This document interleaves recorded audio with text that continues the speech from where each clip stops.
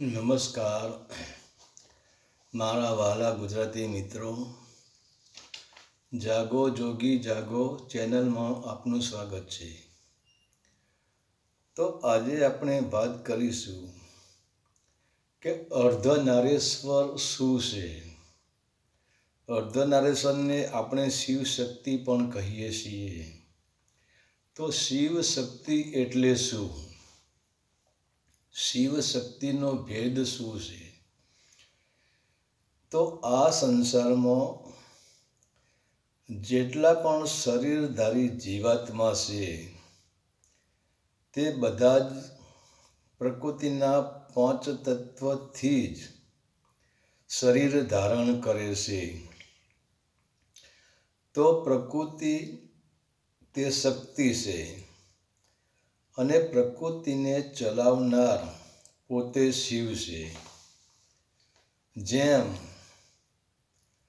આપણી પાસે એક બલ્બ હોય, પરંતુ એ બલ્બ એક શક્તિ છે અને એ જ શક્તિ જ્યારે શિવરૂપી પાવરને ધારણ કરે છે ત્યારે જ તે બલ્બ પ્રકાશિત થઈ શકે છે. તો એકલો બલ્બ એટલે કે એકલી શક્તિ સ્વયં પ્રકાશિત થઈ શકતી નથી. શક્તિને પ્રકાશિત થવા માટે શિવની જરૂર પડે છે. અને ધારો કે તમારી પાસે એકલો પાવર છે, એકલો કરંટ છે, એકલી લાઇટ છે અને તમારી પાસે શક્તિરૂપી ઘોડો જ નથી, તો પછી તે પાવર પણ તમે ક્યાં સપ્લાય કરી શકો છો? પાવર એકલો ઉર્જા આપી શકતો નથી. પાવરને ઉર્જા આપવા માટે બલ્બની જરૂર પડે છે. તો બંને એકમેક મળેલા જ છે, બંને એક જ છે. શિવ અને શક્તિ વિના શિવ અધૂરો છે અને શિવ વિના શક્તિ અધૂરી છે. એકલો ઘોડો પણ ચાલુ થઈ શકતો નથી અને એકલો કરંટ પણ પ્રકાશ આપી શકતો નથી. તો પ્રકૃતિ શક્તિ છે અને પ્રકૃતિને ચલાવનાર શિવ છે. તો પ્રકૃતિ શરીર ઉત્પન્ન કરી શકે છે, પરંતુ શરીરમાં આત્મા મૂકી શકતી નથી. પ્રકૃતિ શરીરમાં જીવ મૂકી શકતી નથી. શરીરમાં ઉર્જા પૂરી શકતી નથી. તો પુરુષ પ્રકૃતિ વિના અધૂરો છે અને પ્રકૃતિ પુરુષ વિના અધૂરું છે, જેને આપણે શિવ શક્તિ પણ કહીએ છીએ.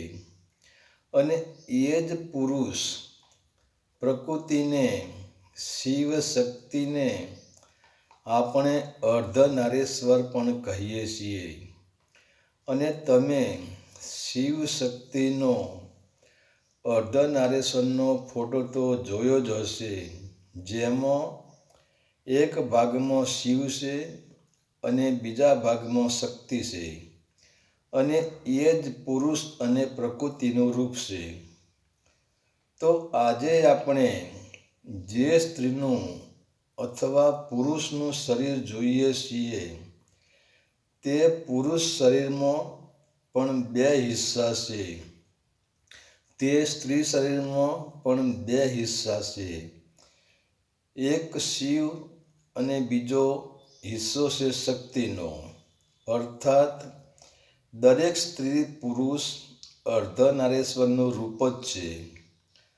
આપણે એક વાત સમજી લઈએ કે તમે બુદ્ધિમાન છો, તમે હોશિયાર છો, તમે જ્ઞાની છો અને તમે કોઈ પણ પ્રકારનું આયોજન કરવાનો વિચાર કરી રહ્યા છો, તો તમારું શરીર એકલું કંઈ જ કામ કરી શકવાનું નથી.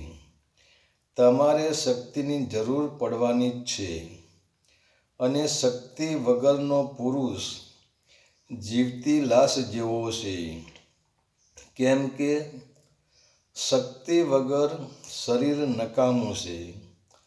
માની લો તમારી પાસે પ્રચુર માત્રામાં શક્તિ છે, તમારી તાકાત છે, તમારું શરીર મજબૂત છે, તમે પથ્થરને પાટું મારીને કમાઈ શકો છો તેવા છો, પરંતુ તમારી પાસે બુદ્ધિ ના હોય, તમારી પાસે તમારી પાસે હોશિયારી ન હોય અને તમારી અંદર જ્ઞાન ન હોય તો તમારી શક્તિ શું કરવાની? એ શક્તિ કોઈ કામ આવતી નથી. તો તમારા અંદર રહેલી શક્તિ કોઈ કામની નથી. માની લો તમારી પાસે બુદ્ધિ છે, તમારી પાસે હોશિયારી છે, દરેક પ્રકારનું જ્ઞાન છે, પરંતુ તમારી પાસે ઉર્જા નથી, તમારા શરીરમાં શક્તિ જ નથી, તો તમે શું કરી શકવાના છો? તમે કંઈ જ કરી શકવાના નથી. અને આજે સંસારનો વિસ્તાર જે વધી રહ્યો છે તે વિસ્તાર એકલો પુરુષ પણ વધારી શકતો નથી કે એકલી સ્ત્રી પણ વધારી શકતી નથી. માની લો કે એક સ્ત્રીને બાળકનો જન્મ આપ્યો. એ બાળક જ્યારે જન્મ્યું ત્યારે અતિ સુંદર બાળક છે. એ બાળક મનમોહિત બાળક છે. પરંતુ જો એ બાળકનામાં શિવ તત્વ ના હોય, મતલબ કે જીવ જ ના હોય, તો એ બાળક આપણે ઘરે લઈ જતા નથી. તો એવી રીતે પ્રકૃતિ શરીર ધારણ કરી શકે છે, પરંતુ પ્રકૃતિ જીવ આપી શકતી નથી. તો આ શરીર પણ શિવ શક્તિનું મિલન છે.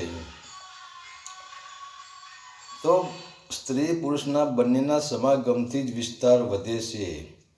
એવી જ રીતે આપણે જે અસ્તિત્વ જોઈ રહ્યા છીએ, જે મોસમ બદલાઈ રહી છે, સમય બદલાઈ રહ્યો છે, ઝાડને ફળ લાગી રહ્યા છે, આ બધું જ શિવ શક્તિના મિલનથી જ થઈ રહ્યું છે.